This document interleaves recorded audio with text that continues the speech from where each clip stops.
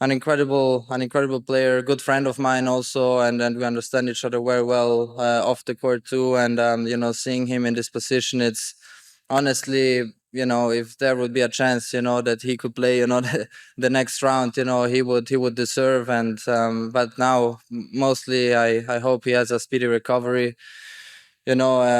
Very very unlucky from his side. I don't take this as a win at all.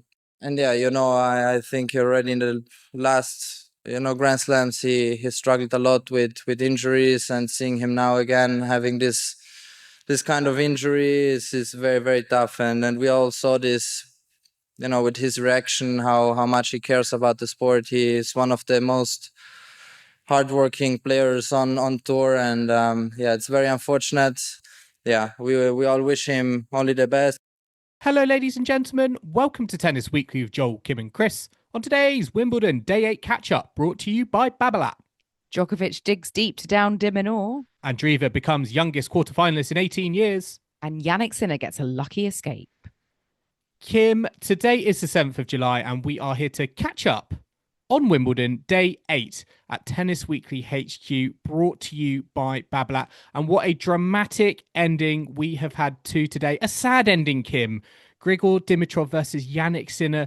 Grigor Dimitrov leaving the court in tears due to injury. He was 2 sets up. Sinner, a very, very lucky boy to still be in Wimbledon. Yeah, not the note we wanted to end on centre court. No, it was really, really dreadful scenes, to be quite honest with you. And I was so upset for Dimitrov and his hopes, and the rest of the match we were very much looking forward to enjoying. So we'll be getting into that, but also later on in today's episode we'll be covering all of the women's action from today, as well as the Djokovic encounter up against Alex de Minaur, and we'll also be previewing Day 9's action. So do stick around. Our Wimbledon coverage is brought to you by Babolat. Babolat is an official partner of Wimbledon, and this year Babolat have released the Pure Drive 2025, the 11th edition of the iconic power racket of the franchise. The Pure Drive has been a bestseller for over 30 years, used by legends such as Carlos Moya, Kim Clijsters, and Li Na, and now carried by the next generation, including Giovanni Mapeshi-Pericard, Jerry Shang, and Jinju Wang. And if you're looking to tire out your opponents or overwhelm them with powerful shots, then the Babolat Pure Drive 2025 could be the racket for you. True to its DNA, its technical specifications make it the most powerful racket on the market, allowing you to hit winners at just the right moments. Try the 2025 Pure Drive today or order online at babolat.com. And this Wimbledon, Babolat are giving one lucky listener the chance to win a 2025 Pure Drive RH6 racket bag. So to enter, head to our Instagram page, follow Babolat UK, as well as Tennis Weekly, and tag a friend on our competition post. Entries close at midnight on 12th of July, and the winner will be announced on our Wimbledon men's final podcast on the 13th of July. But yeah, Grigor Dimitrov, what does he have to do to get a piece of luck, Joel? This is the 5th Grand Slam in a row he's had to retire from. And just recently at the French Open, he was 2 sets up on Ethan Quinn and had to retire after losing the 3rd set with an injury. And sort of similar here, 2 sets up, not this time on Ethan Quinn, no offense to Ethan Quinn, but on the world number 1, looking on for a potential upset. And then a bit of a freak injury afflicts him to his right pectoral. I actually have to apologize to Dimitrov because I feel like I put the mockers on him because I had the tweet drafted, Kim. I had the Dimitrov victory tweet drafted. I was all ready to talk about Dimitrov back in to a Wimbledon quarterfinal. The last time that happened would have been over a decade ago. But this is just truly devastating and heartbreaking. I know he's had injuries before and it's been the story of his Grand Slam record over the last year or so, but the way he was playing in those first 2 sets against Jannik Sinner, I mean, Sinner was not at the races, but Dimitrov was just playing on another level. And it actually looked like, to me, Sinner was the one who was closer to retiring because he was having issues with his elbow. I wasn't really sure, if he was 100%. So for it to go from on such a dramatic 180 from that, where I was kind of thinking, hang on, is Sinner going to be able to complete this match, to all of a sudden, that Dimitrov serve and kind of falling to the court, took me by complete surprise. Yeah, it just goes to show sometimes the thing that you thought might be like the narrative of the match, like Sinner battling an injury, and then it suddenly shifts, and it's something comes out of the blue unexpectedly. But yeah, Sinner fell quite early on in the match, awkwardly onto his elbow, and then later on, had the trainer out and I think took some painkillers, and it seemed to feel like he was starting to get used to that, and like maybe the painkillers were kicking in, because at the end of that second set he did break back, but then he did then lose his serve, and Dimitrov was able to serve it out for the second time. They were on serve in the third. They just had a 10-minute break for the roof to be closed. It looked like we were hunkering down for either like a thrilling third set finale or maybe a comeback from Sinner in 5. And then, all of a sudden, I look over and Dimitrov's on the floor. I mean, sat down, clutching his right. How lucky of an escape is this for Jannik Sinner? Do you feel like if this hadn't happened, Grigor Dimitrov was going to be walking this in straight sets? I think he needed to win it in straight sets. I felt like if Sinner had got back into the match, I could see Sinner winning in 5.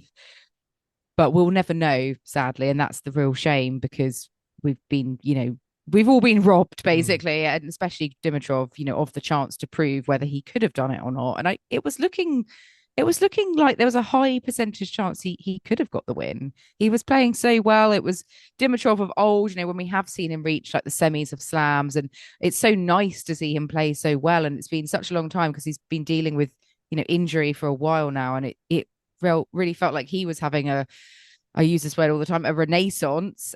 We were talking about, baby Fed coming of age with adult Fed watching on Fed on from Fed. the box. And it's just, it's reminiscent to me of Zverev at the French Open when, he was up against Rafa and had that awful injury and just had to, obviously be whirled off. Fortunately, we don't see these moments very often, but when they do happen, it always seems to be this sort of business end of a match with a possible upset, and it really does curtail proceedings, and it's such a shame. And I think sadly it does remind you just how good some players' physical conditions are. Thinking about Novak Djokovic and how he has maintained his body for so long, and even if the tennis is still there for Grigor Dimitrov, it feels like his body is sort of shuttering down on him sooner than maybe his talent is. His body is not up to the tennis he can produce, and sadly, I think that's what happened in the Sinner match. He was looking very, very good. Again, thought it was on for kind of a straight sets victory.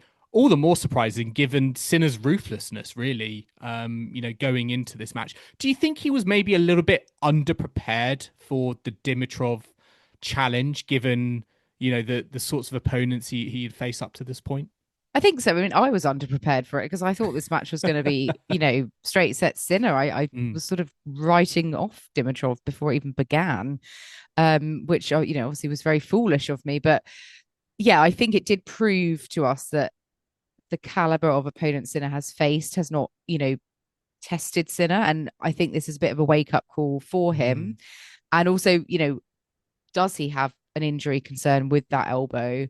So, yeah, a few question marks, but he fortunately does have the luxury of proceeding through, having a day off to rest, and then coming back to face Ben Shelton on Wednesday. So I guess he'll get some advice about the elbow and have a bit of a think. But yeah, he will be breathing a sigh of relief because he could have been on his way home packing his bags tonight. He's got some good fortune here, and you've got to think he's got to make the most of this now and use this, because it might be a sign from somewhere saying, right, you've been let off the hook here. Yeah, I mean, it does not happen very often, does it? A player retiring from 2 sets up in a best of 5 set match against the world number 1 to boot. So yeah, very, very lucky indeed for Jannik Sinner. I feel like he's just used all the luck for like the next 12 months. I feel like that's how lucky he got in this match. Well, some people would say he's had quite a lot of luck already this year with his conveniently timed ban. Very true, very true. But then others may say, well, he wasn't very lucky in the French Open final, not converting those match points. So yeah, it's swings and roundabouts, isn't it? But I have to say, I did think both Djokovic and Sinner's matches would be quite different to actually how they turned out, because Novak Djokovic came through earlier in the day, but he had a bit more of a battle than I envisaged as well against Alex de Minaur. Could have gone 5. Could have gone 5. Perhaps should have gone 5. Should have gone 5, yeah. Yeah, Alex de Minaur was 4-1 up in the 4th set and had a break point to go 5-1 up. And you've got to think, if he'd have got a double break, he would have taken that set and we would have had a 5th. But I mean, it probably was the best I've seen Alex de Minaur. He came out really up for it. You know, took that first set 6-1. It's not easy to take a set by that scoreline against Novak Djokovic. And I was very impressed with what I saw. But ultimately, it just wasn't enough. And Djokovic was able to, you know, step his level up. And ultimately, you know, that was enough. What was your take on this one, Joel? You know, how impressed were you with Alex de Minaur? And where do you think this leaves, well, him going forwards, I guess, for you know, the next slam onwards? You know, can he continue that form? And do you think he's got the chances to, will he take the chances next time when he's presented with them? Yeah, I mean, Djokovic in press afterwards was very complimentary on Alex de Minaur's game. I think he really appreciates de Minaur's kind of tennis IQ on the court. He's a very smart player, he spoke about, and he has a very tricky slice to deal with. I think one of the things that does hold Alex de Minaur back, sadly, is his serve. Even just kind of his serve placement, I think it's perhaps not the most exact, and as a result of that, it felt like Djokovic was able to get on top of the de Minaur serve a lot more as he got into the match. And the things sort of holding Djokovic back really at the start of that first set were the conditions.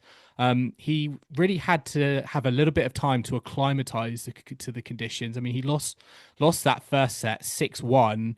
You know, he dropped his serve. I mean, de Minaur broke Djokovic 3 times in that first set. He really had to... Madness. Yeah, I know. He really had to kind of acclimatize. You'd think all the times he's been on that court, you know, you think that he would be used to it by now. But yeah, he sort of was really struggling with the wind to begin with. But once he was able to kind of get through that and kind of lock in, you know, sets 2 and 3 were a lot more impressive. And when he did rescue that kind of situation back from 4-1 in the 4th set, there wasn't any looking back, really. Yeah, I also thought at the second set, I think Alex de Minaur had a chance to break back, to take it to, I think it would have been 5-all, but he didn't capitalize on that opportunity, and Djokovic was able to hold for that set. So yeah, there are just moments here and there where you sort of think if Alex de Minaur had that extra little zing to capitalize fully, the Djokovic could have been in real trouble. But ultimately, it wasn't. You know, he was able to get the job done. Now, Kim, was Djokovic, though, was he made nervous by the fact that Roger Federer was on centre court?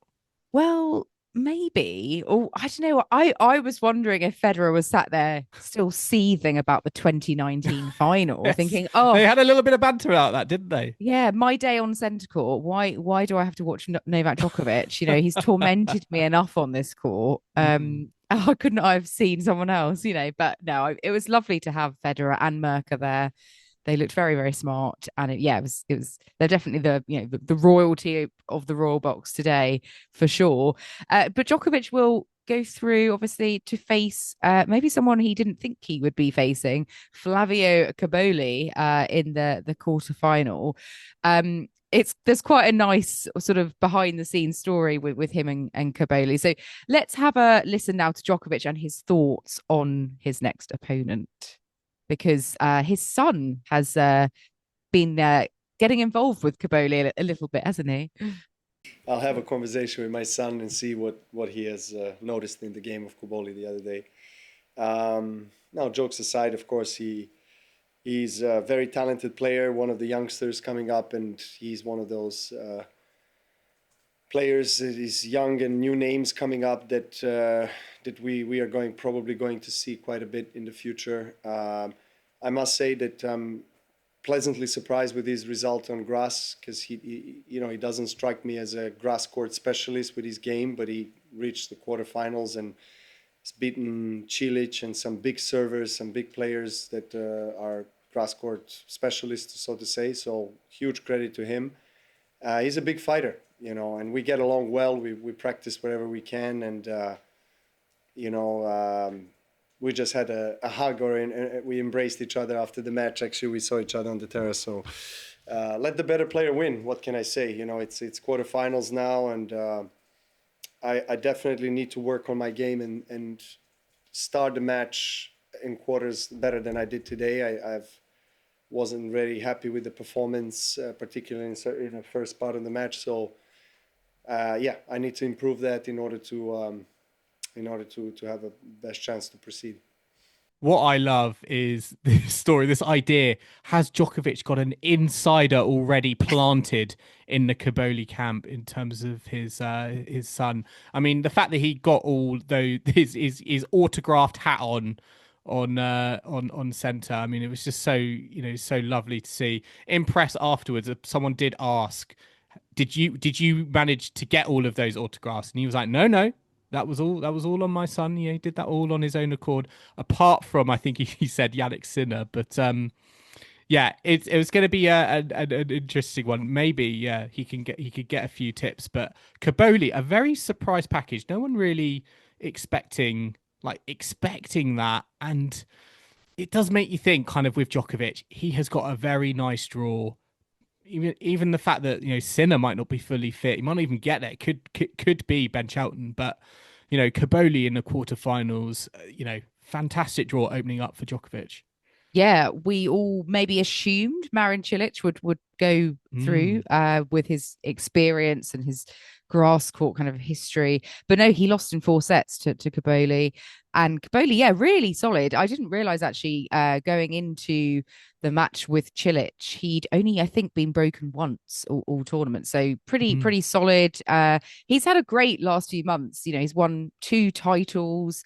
He's broken into the top 20 now. His first Grand Slam quarterfinal, of course. And this kind of came out of nowhere, because at the start of April, he was actually on an 8-match losing streak. So certainly kind of come out of the blue almost. And, I guess part of this kind of Italian tennis, growth that we've seen, like obviously led by Jannik Sinner. So yeah, Sinner's got a fellow Italian in the final 8 once again, because we've obviously got the likes of Musetti up there usually as well, and obviously Sonego, who lost out today. But yeah, another strong Italian hope for the future. But I mean, I do expect Djokovic, with his prowess and experience, to maybe not dismantle Cobolli, but I do think it's going to be maybe a golf. I think it might be a dismantellation, perhaps. Yes, not sure that's a word, but I know what you mean. But I mean, Cobolli, he was an 8-match losing streak going into April, and I actually don't think his serving stats pre-Wimbledon were that special, which makes it again all the more surprising. I mean, one Italian, Kim, that did fall was Lorenzo Sonego. He fell to Ben Shelton in 4 sets. So Shelton threw. I mean, I was there on court for this. Shelton was just dropping bombs. And although he kind of, again, similar to Djokovic, had to sort of wake up a bit, he sort of let that first set go very easily to Sonego. Once he got going, I mean, he really is a showman on the court. He's so exciting to watch. He really does feed off the energy of the crowd.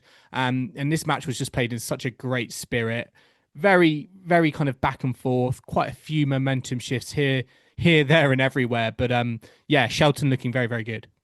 Yes, and I think it's good for him, because he also came into Wimbledon not having the best of form, so he's managed to kind of shift that around a bit, and coming through as expected. Sonego having a decent match, but it will be Shelton against Sinner in the other quarterfinal. So yeah, it's funny that we've had quite a few seeds fall by the wayside, but that was probably the quarterfinal maybe some of us had predicted potentially. So yeah, very exciting lineup.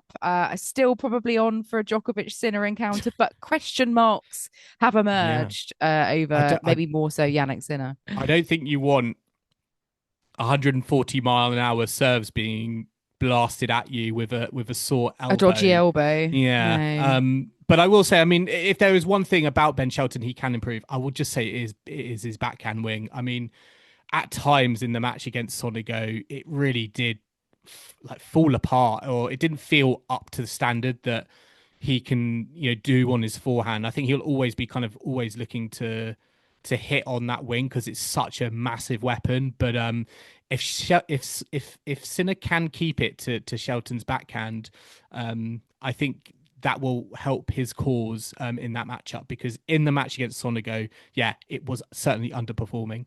Yes. Well, let's take a quick break now, but do join us in the second half, where we'll be discussing all the women's action from day 8 at Wimbledon, including how strawberries and pasta lover Iga Świątek got on. Plus, we'll be looking ahead to day 9, where Britain's Cam Norrie faces off against Carlos Alcaraz on centre court. So do not go anywhere. Welcome back to the Tennis Weekly podcast, brought to you by Babolat. And it's time now to look at the women's results from day 8 of the championships. We had former world number 1 and 5-time Grand Slam champion Iga Świątek out on court against the young Dane Clara Tauson. Świątek coming through in straight sets, 6-4, 6-1. Getting off to a bit of a dodgy start on her serve, but coming through and getting more comfortable as the match went on, and certainly a worthy winner out on court 1. Joel, what did you make of Świątek's performance? Will she be celebrating with another bowl of pasta and strawberries? Yeah, I mean, apart from those first couple of service games, it was relatively routine for Iga Świątek. Perhaps a few bit of nerves opening up. I mean, 4 double faults.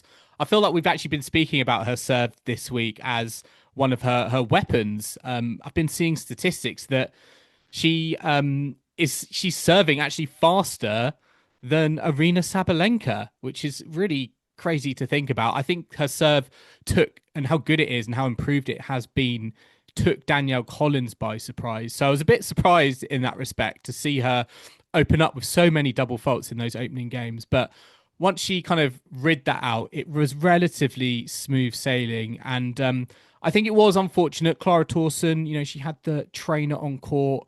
She told Iga Świątek that she felt sick.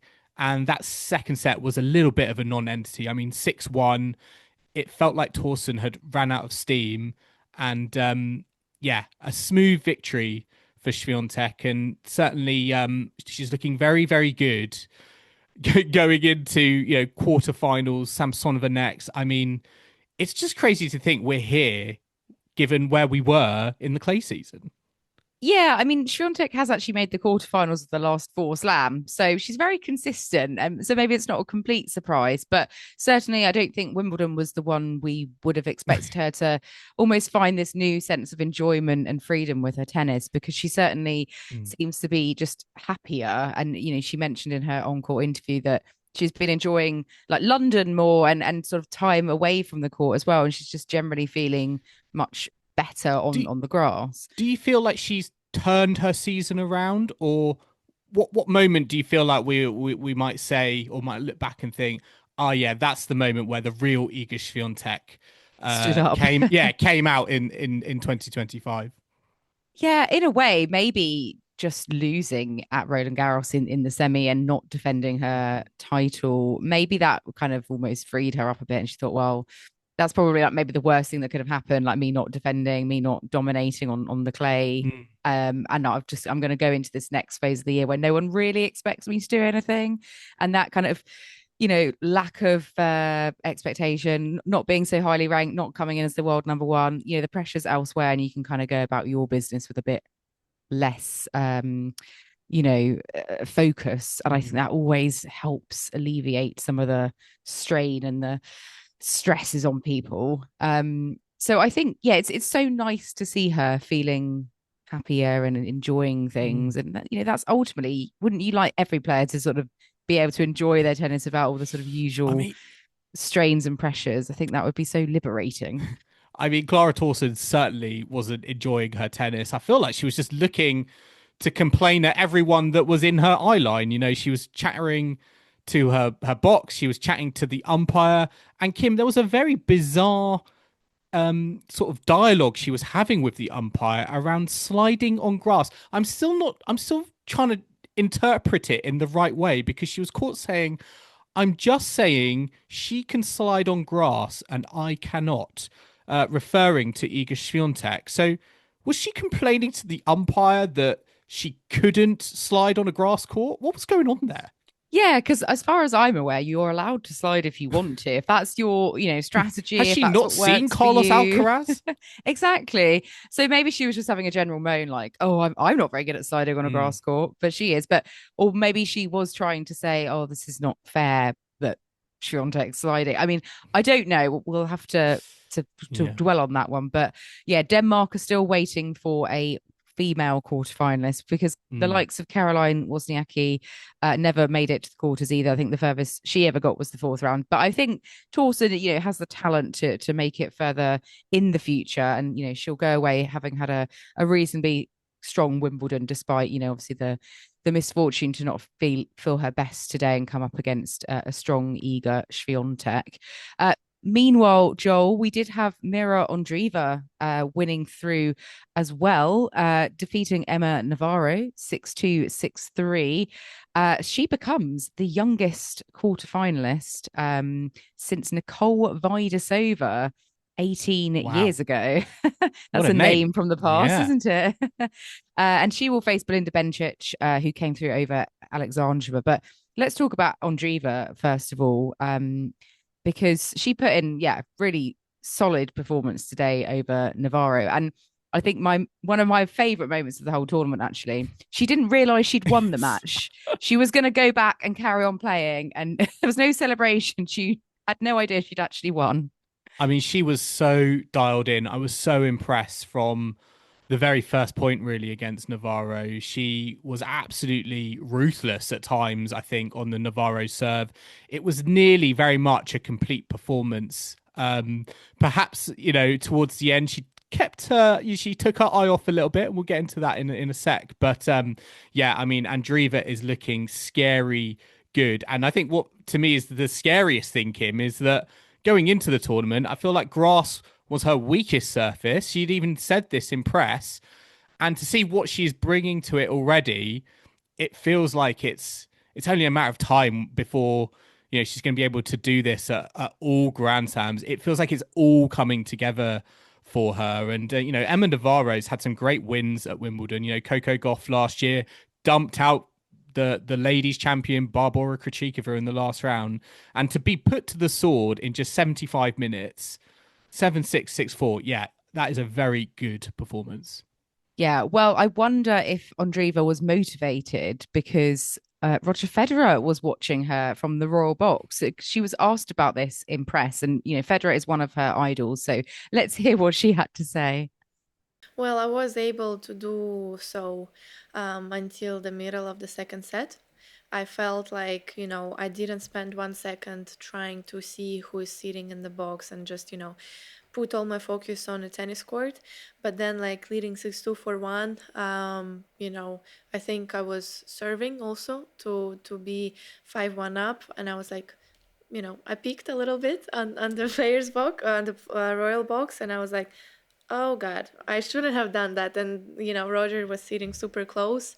I think one of the first rows, maybe even the first one. So obviously the first person that I saw was him and his wife. So I was like, damn it, why did I look there? And then, after that, I got super tight, super nervous. And I felt like, obviously she also played great, but those 2 games, I was just making so many unforced errors that, I was like, oh God, this is the price that you had to pay for that. So after, I'm just super happy as well that I, managed to forget those 2 games and really play from the beginning and stayed super focused.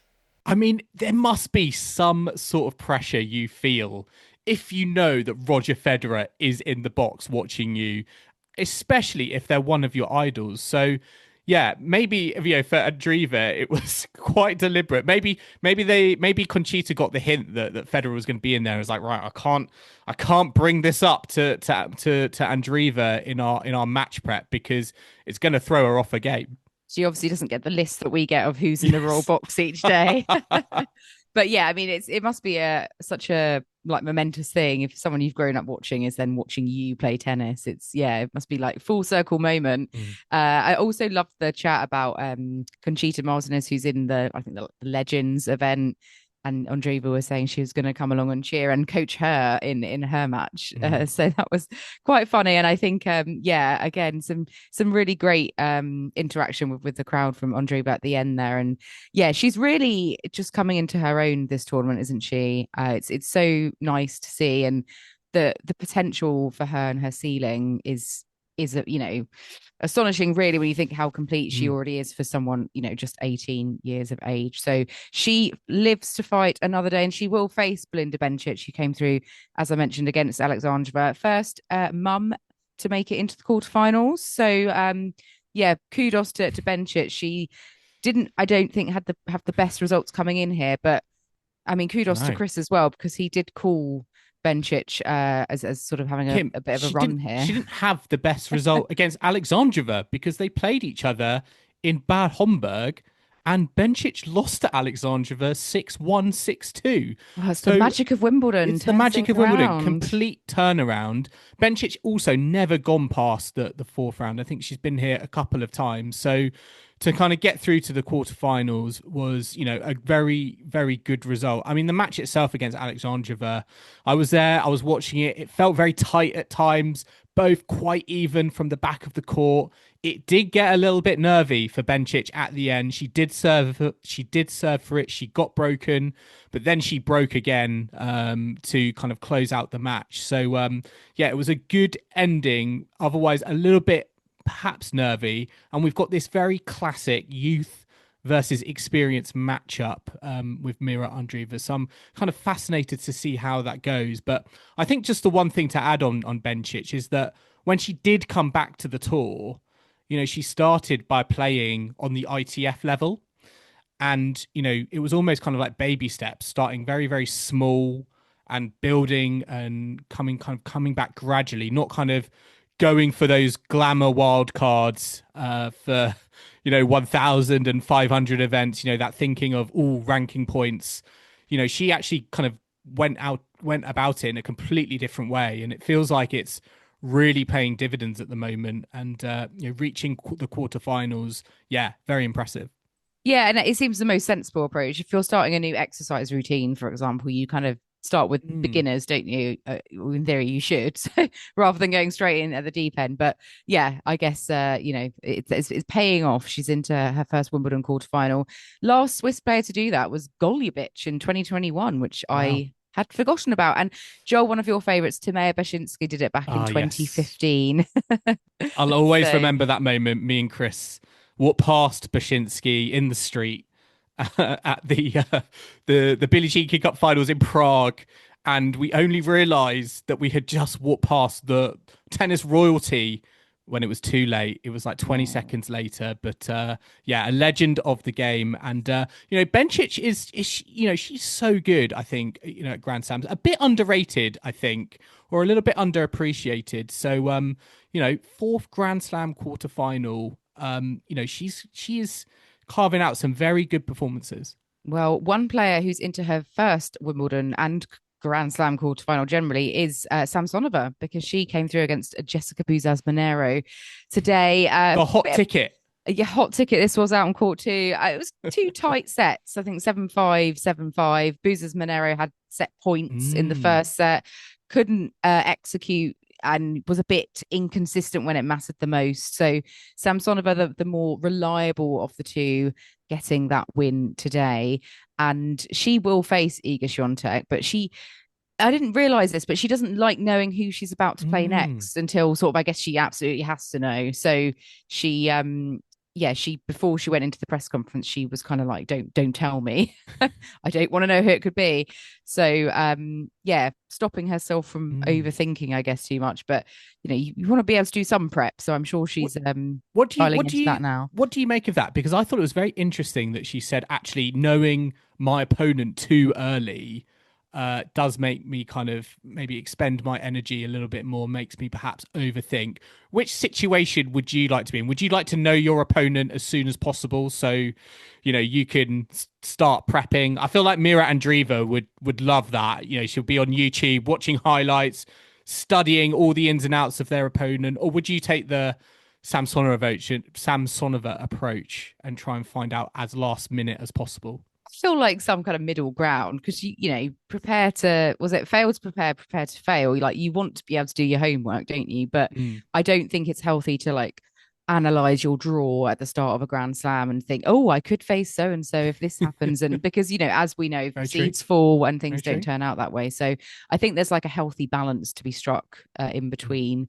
But yeah, Samsonova through. I don't know what she's going to be able to throw at Świątek, you know, Samsonova into her first quarterfinal. Definitely, again, almost like a youth experience thing. Not that Samsonova's, you know, super young or anything, but like definitely way less experience than Świątek. So yeah, it's quite an interesting dynamic. And, you know, I mean, I did once predict Samsonova to win Wimbledon, so it's still on the cards. It's still on the cards. I mean, it's fascinating you talk about that, because it almost sometimes gets to a point with Iga Świątek that actually going into the latter rounds of a Grand Slam, just her, even if she's maybe not got the most natural grass court game, she certainly improved it a lot, I think, going into this tournament.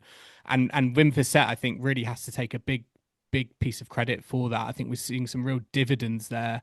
But I think also that experience that she has is going to be really, really important.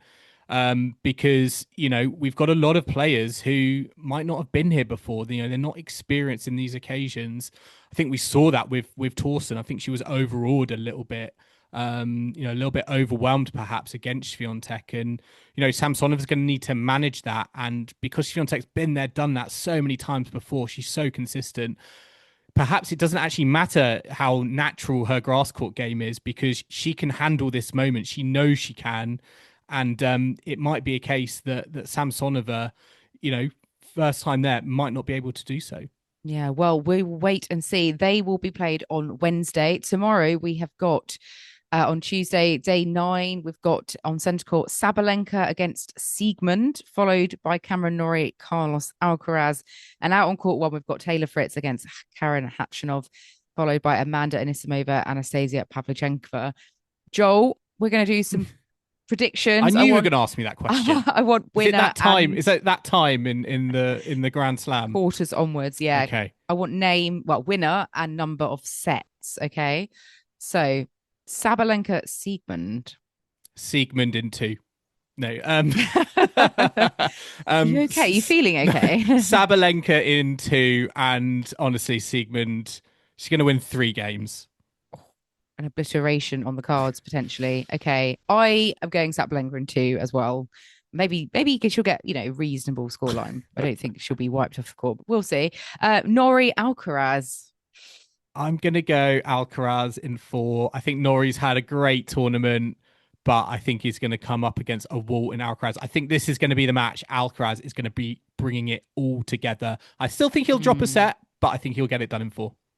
I'm going to say Alcaraz in 3. I'm just going to... I put 3 close sets. Okay. Like, yeah, like tie breaks, some 7-5s, etc. But it's a shame, because I'd love Norrie to win, but I also, you know, would quite like Alcaraz. So it's difficult. Okay, Fritz Khachanov. Oh, these two haven't actually played, I was reading, in like 5 years, which feels crazy. But I'm going to say Fritz in 3. I think Khachanov is going to run out of steam quite quickly, and I'm going to back Taylor Fritz. They've both played quite a lot of tennis in the earlier rounds, haven't they? But I think Fritz will be fresher. I'll say Fritz in 4. I think Khachanov might grab a tie break. And lastly, Anisimova Pavlyuchenkova. Oh, I think this is a tough one. I think this genuinely could go either way, but I'm going to give the edge to Anisimova in 3. Yeah, I'm going to say... in a Noskova-esque scoreline, I think. Yes. Yeah, maybe coming from a breakdown and a few other sets. I think Anisimova as well. I think... I don't want to copy, but Anisimova in 3 I'm going to go for. I mean, our audience on Twitter, we did put it out to them. 77% think Anisimova for the win. 74% think Sabalenka. So we've got 26% who think Siegemund's getting that win. I didn't know we had such a big German following. 83% for Alcaraz and 77% for Fritz. So yeah, very much kind of in alignment with us, I would say. So we'll await the winners from tomorrow. We will indeed. But we're going to wrap up our Wimbledon Day 8 catch-up there, brought to you by Babolat here at Tennis Weekly HQ. We hope you've enjoyed the ride with us. Remember to subscribe so you don't miss a moment of action from Wimbledon as we head closer and closer to finals weekend. You can find us on Apple Podcasts, Spotify, YouTube, and all your favourite podcasting platforms out there. And if you love what you're hearing, be sure to leave us a rating and review on Apple Podcasts or Spotify, as well as hit that like and subscribe button on YouTube. You can stay connected with us on social media. We're on Facebook, Instagram, TikTok, YouTube, and X at Tennis Weekly Pod. And if you'd like to get in touch with the show, you can contact us on all of those channels or drop us an email on tennisweeklypod@gmail.com or visit our website at tennisweekly.co.uk. And that's where you can submit any questions you may have for our mailbag as well. We love to hear from you, so do get in touch. And we'll be back on Tuesday for our Wimbledon Day 9 catch-up, brought to you by Babolat. But until then, it's goodbye from Kim. Goodbye. And it's goodbye from me. Thanks for listening, and we'll catch you next time on Tennis Weekly.